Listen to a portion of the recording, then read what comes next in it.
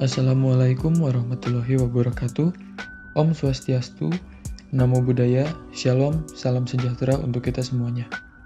Nama saya Arlen Ferdian.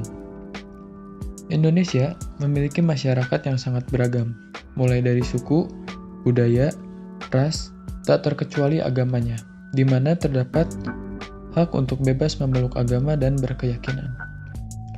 Nilai kebebasan beragama termuat dalam sila ke-1 Pancasila, yang menyatakan ketuhanan yang Maha Esa.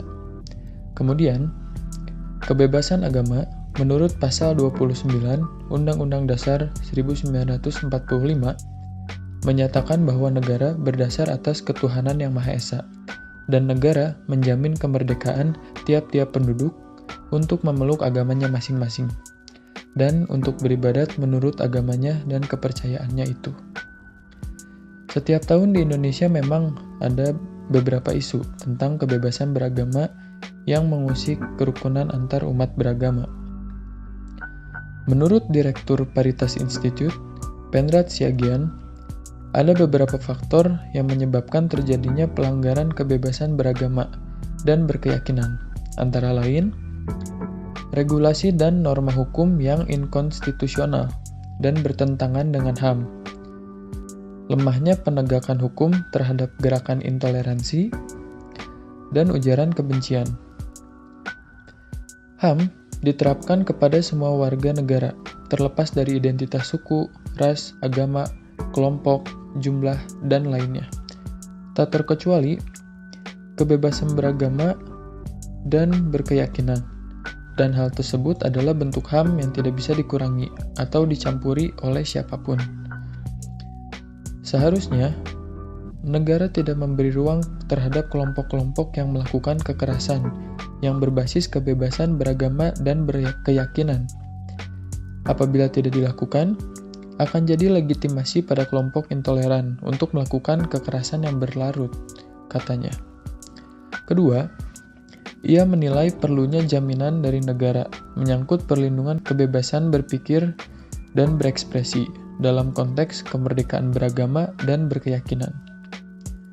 Kita melihat misalnya di satu sisi negara telah menciptakan berbagai regulasi yang notabene menjadi alat untuk memberangus dan mempersempit kebebasan berpikir, berekspresi, dan lain-lain dalam konteks kebebasan beragama dan berkeyakinan. Ini yang harus dirubah, ucap dia. Ketiga, Penrat menyarankan penghapusan pasal-pasal yang menyangkut soal penodaan agama. Ia menilai keberadaan pasal-pasal itu kerap disalahgunakan oleh pihak tertentu, sehingga merusak jaminan kemerdekaan beragama dan berkeyakinan. Selain itu, sebenarnya masih banyak isu kebebasan beragama dan berkeyakinan yang tidak terlalu diperhatikan. Salah satu contohnya seperti cerita berikut. Siti dibesarkan di keluarga Kristen. Kemudian, saat bertumbuh dewasa, Siti memilih untuk menjadi seorang mualaf.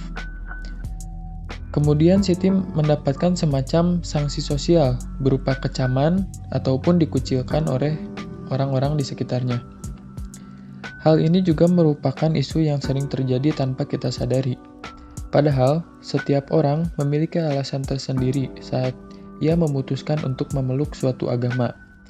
Dan seperti yang sudah saya bahas, kebebasan beragama dan berkeyakinan adalah hak asasi yang tidak bisa dikurangi atau dicampuri bahkan oleh negara.